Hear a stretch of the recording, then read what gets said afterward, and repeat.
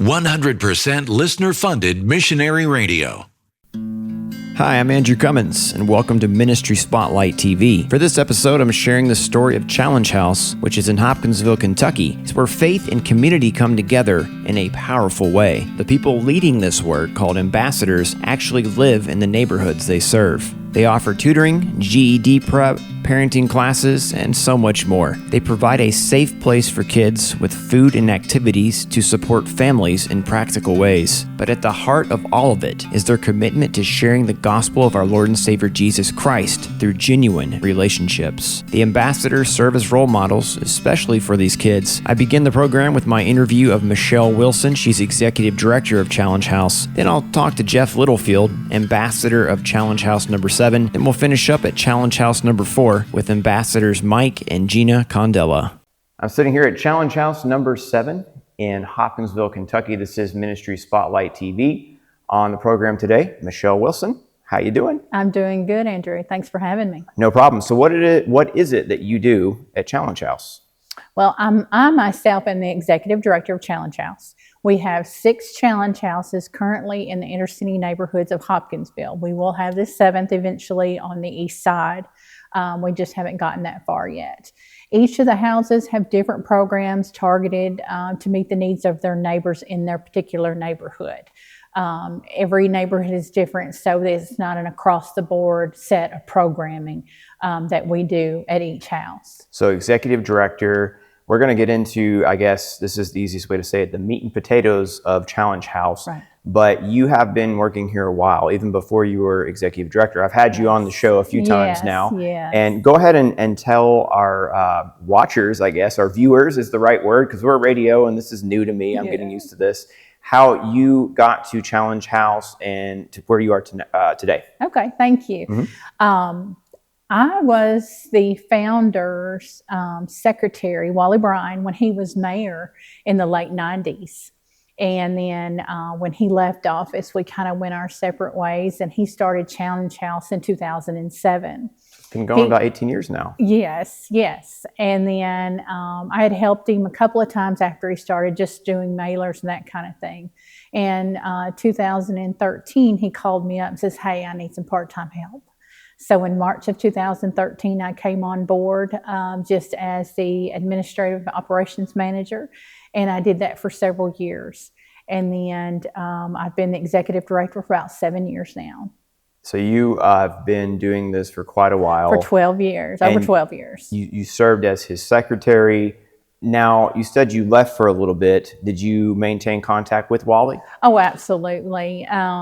He went and was doing some outside sales and that kind of thing. He and I actually went to work for the same company when we left the mayor's office. I was the president and CEO of the company, and he did the outside sales, traveling all over the Southeast.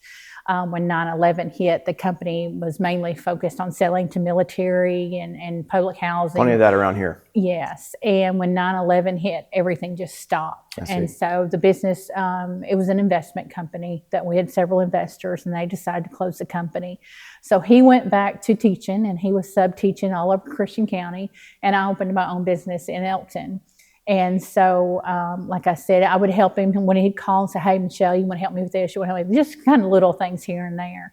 But then in 2013 is when I actually started working back for him. And you haven't changed since then. I mean, you're executive director now. Yes. So now we got a little history about you, Michelle. Mm-hmm. Let's talk about Challenge House. Now, it was his vision, correct? Yes. And it started off, was it here that it started off? There's a story. How's that go? There is a story. It started out with Challenge House number 1. Each house has a number in the order that they were created, except for this one. We kind of skipped number 6, which will be on the east side, and I'll get back to that in a minute. But Challenge House number 1 is located on Central Avenue. And back in 2005, 2006, he was residing in an apartment over on 18th Street.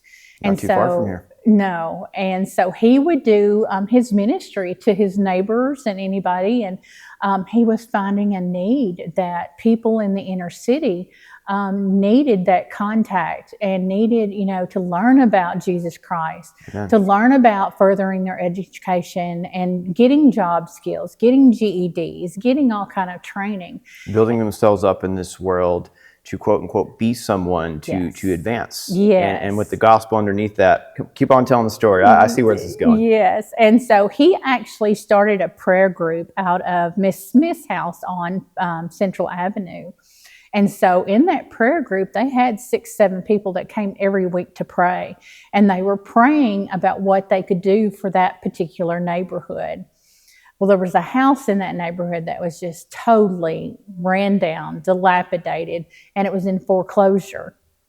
And so Wally contacted the company who had the mortgage on it, which was actually Citibank out of New York. And it wasn't a very large mortgage left on it, but nobody, of course, would buy the house because it was in such bad shape. But as Wally said, it had good bones, and he saw potential in it. Well, it ended up contacting them, and they ended up just donating the house to Challenge House. So they heard his mission, yes, and they were probably humbled by that. Yes. Why would this person want this property to do this thing? Here you go. Yes. Even when we were in the mayor's office, he had a huge heart for dilapidated houses, getting them torn down, getting them rebuilt, whatever, so that they could be used in the inner city. So they got this house. They went in and stripped it completely down to what he calls the bones. The bones were still good in the house, and they totally remodeled it. And it became Challenge House 1. Wow. And so shortly after that, he decided, okay, we need Challenge House 2 in another neighborhood. And so he drew out a map. He took a city map and he drew with pencil where these houses would be. And he really didn't know at the time how many, but he knew there were 7 inner city neighborhoods in Hopkinsville. And so his dream was, and his vision was, to have a house in every neighborhood. So his next neighborhood, which he named as 2, was over on Bryan Street in that neighborhood. So he would get on his bicycle and he would ride around these neighborhoods. And so he found, another dilapidated house over on Bryan Street, and went in and got donations and such, and rehabbed and renovated Challenge House 2 on Bryan Street. And wow. he lived in every single one of the houses, 1, 2, and 3. And so until we found ambassadors to live in them. And we have neighborhood ambassadors that actually reside in our houses that do the ministry and outreach in their neighborhood. And we will meet some of those in the program. You will. And we wouldn't be a ministry if we didn't have these ambassadors. They are the ones that actually do the work. Hands and feet. Yes, and Wally always says boots on the ground. That's right. And they are the boots on the ground for our ministry. They deal with the neighbors 7 days a week, sometimes 24 hours a day. I've heard that some people get knocks on the door, but we'll get to that. Yes. I'll hear those stories later. Yes, and some of the ambassadors will tell you some stories, some good stories and some not so good stories. 24/7, you're going to have a little bit of everything. Yes, they do. So 6 houses at the moment, right? At the moment. You're working on getting the 6th filled. Number 6. 6, okay. Yeah, this is 7. Wally always said number 6 is the missing tooth, because what happened was we got number 5 over in the Crockett Street area. And he really intended to fight for getting number 6 established. But anybody that knows Wally Bryan, he rode his bicycle everywhere. And so he was just riding over in this neighborhood one day, and he saw this building setting here. And he said, that's going to be Challenge House number 7, even though we didn't have 6 yet. And so he pursued it and was able to get it for us. He's what you call a visionary. Absolutely. There are only so many people out there to meet like that in your life. And especially when they're serving Christ, sky's the limit. Yes, absolutely. And so we currently have the 6 houses, and this, like you said, Challenge House 7. And each house is different. A couple of the houses we have a man and a woman that live in them. Some houses we have a single female. This house has a single male. So, you can live in a Challenge House. Doesn't matter if you're married, if you have a family or whatever. Most of the houses are set up to accommodate families if you have a family. And those people live in the Challenge House, like I said, and they implement programs in the Challenge Houses that their neighbors tell them they need. So, for instance, after-school tutoring. Most every one of our houses have after-school tutoring programs of some kind. Yes, lots of kids. After-school snack programs. A lot of kids within the inner city, they go to school, they eat breakfast and lunch there.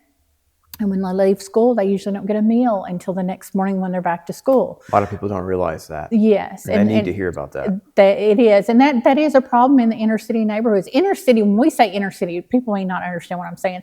It is the at-risk, under-resourced, low-income neighborhoods in Hopkinsville. And so there's lot of these kids. 7, right? There are 7. Okay. There are 7. And a lot of these kids, they have their school lunches and their school breakfast and lunch. Right. But you're saying when they get home, there's that food insecurity. There's no guarantee that they're going to have a meal that night. Yeah, exactly. And so we do provide afternoon snacks so they can come in and get a snack and a drink. And that may be the only meal they get between that and the next morning going to school. So wow. we try to fill in a little bit of that food insecurity. It's not a huge snack by any means, but it's not a full meal. Right. But we do like to, help out when we can, and it's just a small thing. So you have kids coming in, getting tutoring, food, snacks, things like that. What else? I know there's a lot of things. There are hard to cover it all. It is. It's hard to cover. Let's say there is one at Challenge House that has a music program where we have an individual that comes in and teaches music. So if you're ever interested, I'm sure we can get you started in a Challenge House. There are just activities to keep the kids busy. There are cursive writing classes. Jeff has a cursive writing class. They don't teach that at school anymore, do they? They don't, and that's a huge thing. That is a huge thing. One of my fondest memories in 2nd grade was in the mission field as my parents were missionaries in Honduras. And I learned how to write my name in cursive. And I remember coming home that day and like, check this out. Yeah. And of course, the adults are like, great, but to a kid, that's like monumental. These kids probably, I'm assuming, haven't even heard of cursive until Challenge House. Well, a lot of them haven't because they don't teach it and their parents don't teach it, It means a lot to a kid. It's something, it's an achievement, and that does a lot for their developing brain and their self-esteem. It does. We also have Bible studies at various Challenge Houses. Either we have a men's Bible study, we have a women's Bible study, we have an adult Bible study, we have children's. Each, whatever age is needed. Right. There's also one of our Challenge Houses they have a weekly program. They have a girls' night, and then they have another night for boys' night, where they keep the guys and the girls separated, and they can have fun cooking, and the boys can have fun out by the fire pit, or there's different things. There are differences there. And then during those programs, they are Jesus Christ is shared with them in one way or another.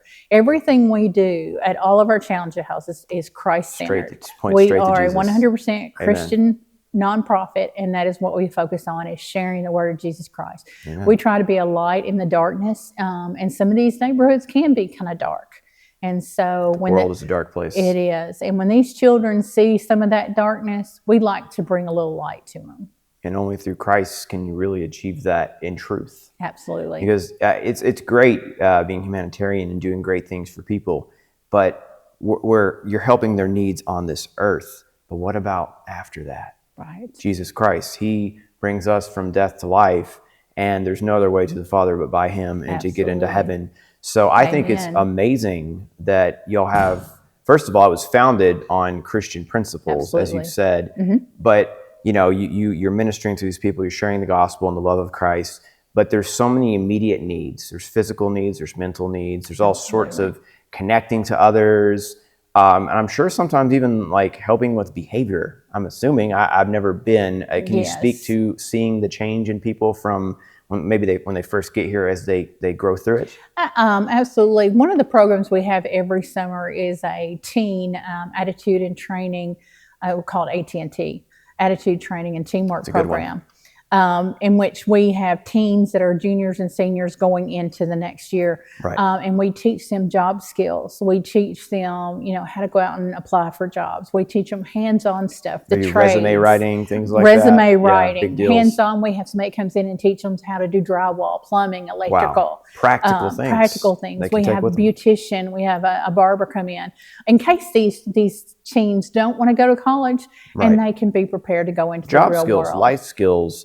And college isn't for everybody. Right. When I got out, I pretty much took a year off, played in a rock band, thought I was cool. Yeah. Went to the Marine Corps, came back, and I was like, well, what am I going to do now? And I was like, kind of wish I would have went to college. And I started thinking, college isn't for everybody, but that's a long story. But my point is, everybody goes about it different. Everybody is diverse. And I'm sure you see a myriad of diverse people that come through here that like these sorts of things. And with the teen program I was telling you about, we had 2 teens attend a couple of years in a row.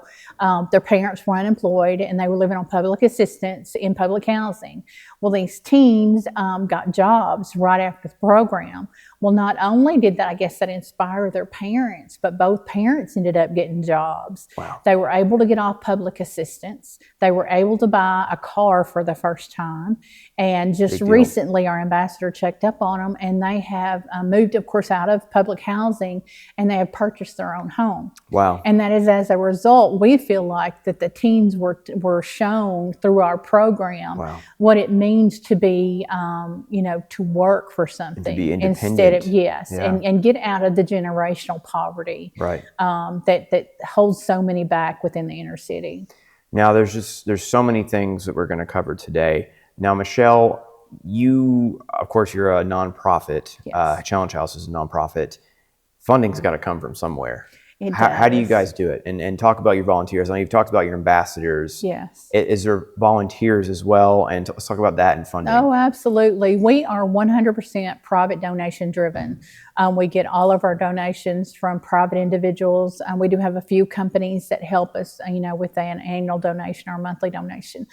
We receive no state or federal funding whatsoever. We do receive a little bit of city and county funding for our AT&T program because these teens that participate in that get a check at the end, like a paycheck. That's great. And so though the city and county kind of help us with that program, but as far as our monthly operational budget, it's strictly 100% donation driven by private individuals. As far as volunteers, our programs could not be carried out if it wasn't for volunteers. Like I was mentioning, the tutoring, we have teachers, retired teachers, current teachers who come in and do that tutoring after school. The individual who does the music program, strictly a volunteer. Some of the people that come in and help with the Bible studies and such, the boys, girls night, they are all private, volunteers that come to us and want to continue and help our ministry grow. So it takes an army. Absolutely. And, coming from a listener-funded radio station, Missionary Radio has been in Hopkinsville since 1981, 100% listener-funded since the beginning. Yes. And without people being faithful and believing in something, things like Challenge House, Missionary Radio, other nonprofits who serve the Lord and people couldn't be a thing. Oh, absolutely. And being a nonprofit, of course, you don't get that state and federal funding, especially when you proclaim the name of Jesus. Exactly. And I'm sure that if you did receive that funding, you wouldn't have as much freedom. Right. That's exactly right. And applying for grants and such, if you're a Christian ministry, that kind of knocks you out on a lot of grants. I will say we have partnered with several churches here in Hopkinsville, and their memberships, several people in the memberships of those churches are huge volunteers here at all of the challenge houses. So those partnerships with some of the local churches is also what makes us be able to continue our programming. Well, amen. We've barely scratched the surface. I know there's a lot of things you could say about Challenge House. Before we transition to the next part of the program, when we see facilities and the Lord at work through Challenge House, is there anything on your heart you wanted to tell people watching and listening out there? No, I would just like to say that if anybody is willing to volunteer or even to donate, you're more than welcome to contact me, and I can get you in touch with our ambassadors who might need some help with programming. Well, thank you, Michelle. You're welcome. Thank you for having me. Well, this is Challenge House 7's backyard. It's rather large. It's 1.5 acres. And so what we do is we have events all year long. The kids have the opportunity to come and play in the afternoon after school and on the weekends.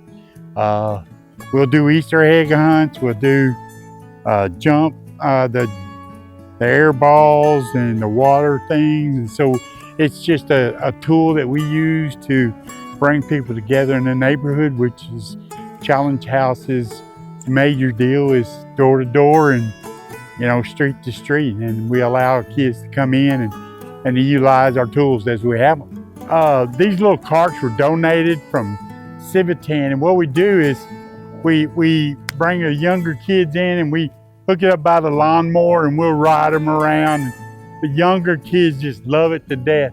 We have 6 of them, and so it's just something another tool to help the kids to enjoy themselves while they're here. And the idea is to show compassion and love and exactly the way that Jesus wants us to do, and yet we fail every day. But little toys like this, we're donated stuff like this all the time. So it's a wonderful place, and we got a lot of room to do what we need to do. So, folks, this is our gym at Challenge House 7. As you can see, we use this for a ton of different events. We've had Thanksgiving dinner, Easter, Sunday morning services, prayer services, and teaching. And this is a cross that was made for Wally.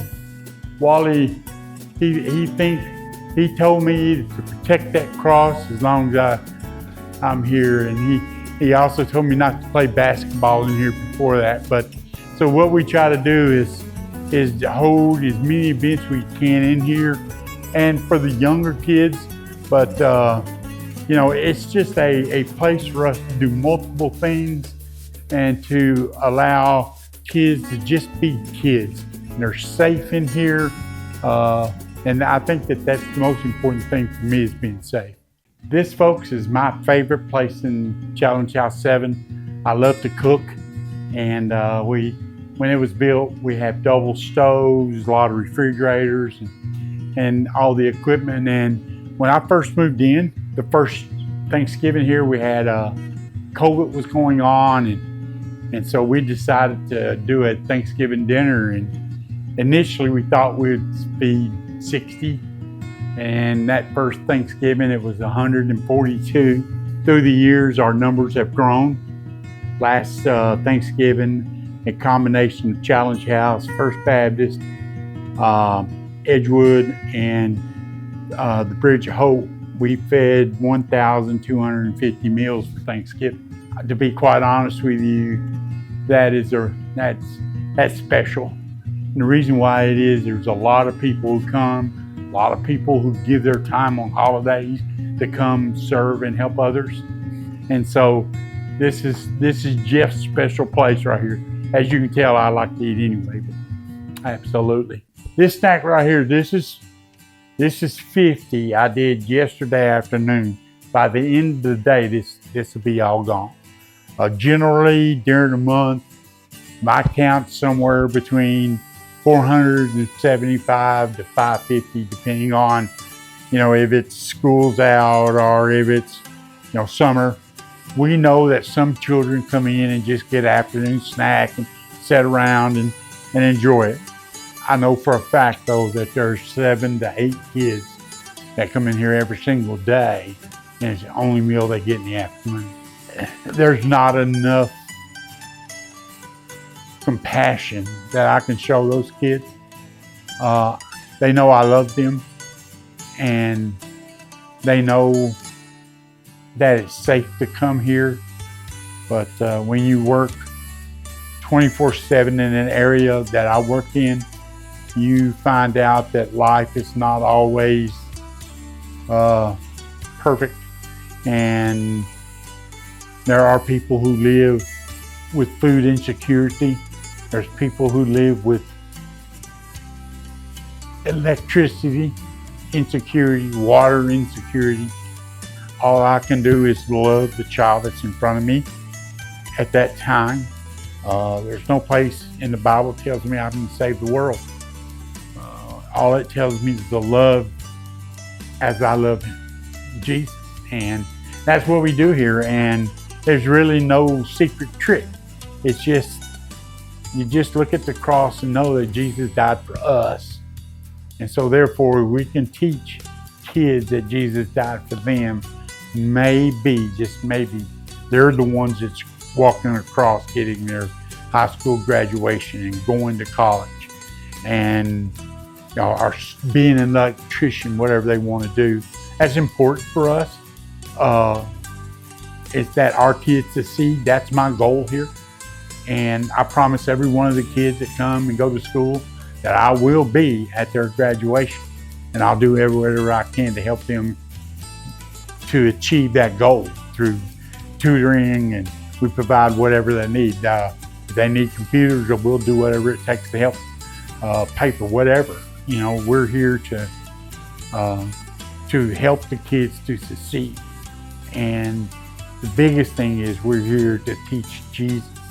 And Jesus is the only reason that we can get kids across the stage with a graduation, form in their hand.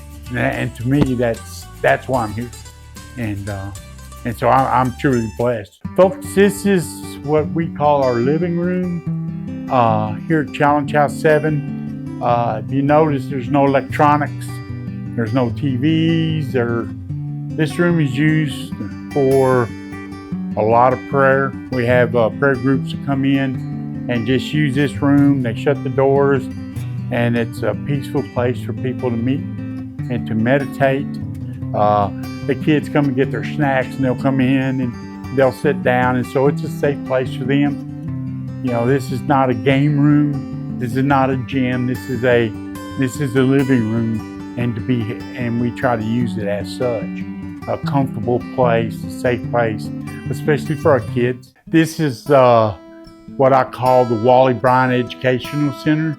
This is just a room that we use for a myriad of things. We have teaching, we have cursive writing, we have Bible study, we have groups that come in from the outside, Walk in My Shoes. It's called Black. It's a political action leadership program that comes in.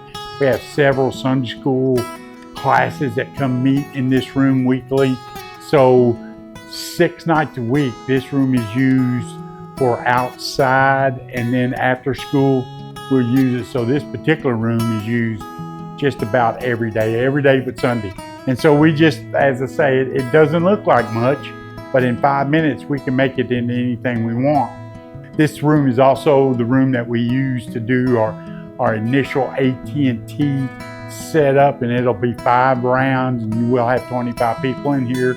As we go through AT&T through the summer, this room will be used, with 15, 20 people all day long. So it's just another asset that we have here at Challenge House. This is our Civitan room. The Civitan Club donated Challenge House 7 to Challenge House because they initially were the one that was responsible for it, and they gave it to us. And we also, my church, I'm a member of Edgewood Baptist, and we have a Christmas celebration here, and we fill this room up. And the kids just love it. And my church members, there's so many out there that come in. And again, not only do they give themselves, give their money, they give of their time. And as a 501c guy, a guy who basically lives off of what people provides us financially, it's not your money that I need. I need your time. Your time is more important than anything, because in this life, time has become more valuable than anything. We're all doing something, but our kids, they need your time. They need to be able to sit down and just say hi. And really, it's that simple. So if there's anything that you can do, just get a hold of Challenge House 7. I'm all over the place. I'm on Facebook. And so you can get a hold of me, and I'll do whatever we need to help you serve and to help you work with the Lord as a servant. And that's what we're here for. Hi, I'm Mike Condella. This is my wife Gina, and we are ambassadors for Challenge House 4 right here on North Elm Street in Hopkinsville. We've been here for 6 years, and we have met many, many of our neighbors, the children in our neighborhood, and we just love our neighbors. And we really feel like this is community. Well, about 2.5 years ago, we were praying that we could get a basketball court.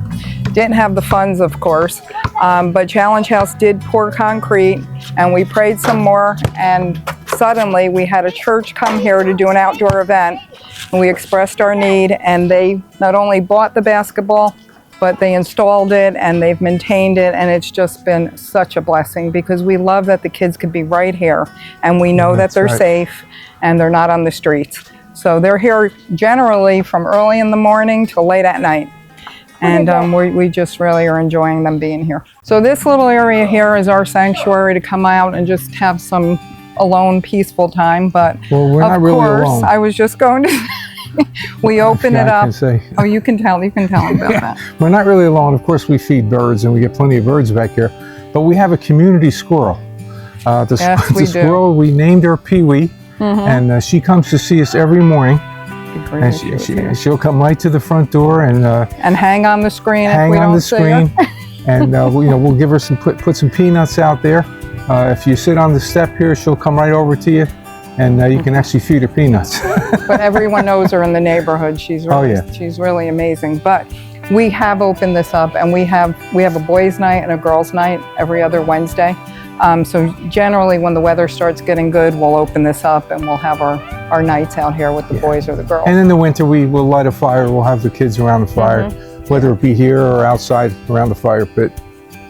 Yeah, this has been a great space. Yeah. So this is the public side of the home challenge house. This is the area that we use. That's our big room and our dining room. Our kitchen, which is very tiny, but the girls love to cook here, so we have cooking classes, and then when we have our dinners, they come in here and they help me cook, so that's great. We do have a bathroom here for not only the kids, of course, anyone who comes. We have a shower.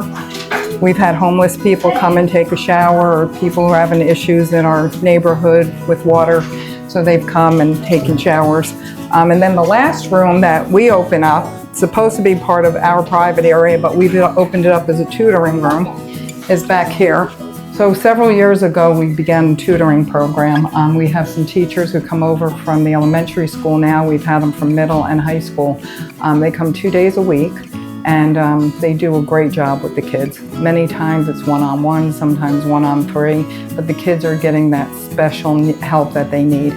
Many kids in our neighborhood really need just individual personalized help because they're just not getting it in the classroom. And also, if there's a guitar player out there that would like to volunteer to teach our children some guitar, we have them right there on the walls just waiting to... We've been looking for that. But if there is anyone else who would like to come and help with tutoring, we definitely have enough students who can use their help. Or any kind of a volunteer, actually. Yes, we always any gifts that you have that want to share with us. Yeah. Absolutely. Now, part of what we try to do is provide what our neighbors' needs are. We don't have a big area to store anything, but we do have emergency supplies. So as you can see, we have school supplies here, and we give those out throughout the year. We try to store groceries so that if there's an emergency need, we could at least give someone a box of groceries to tide them over until they could get to other places that provide groceries.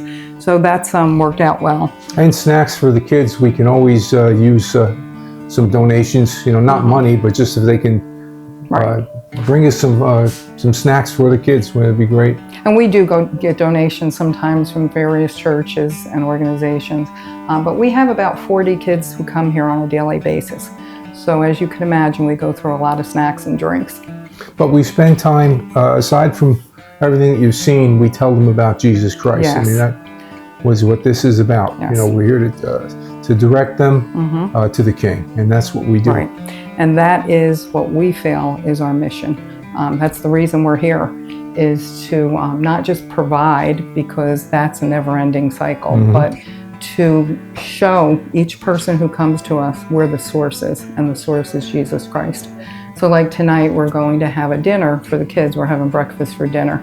But the reason we're gathering is to go through the Holy Week with them and talk to them about right now the suffering that Jesus was enduring in order for him to walk to that cross for me and for them, and shed his blood so that we could have a relationship with the living God.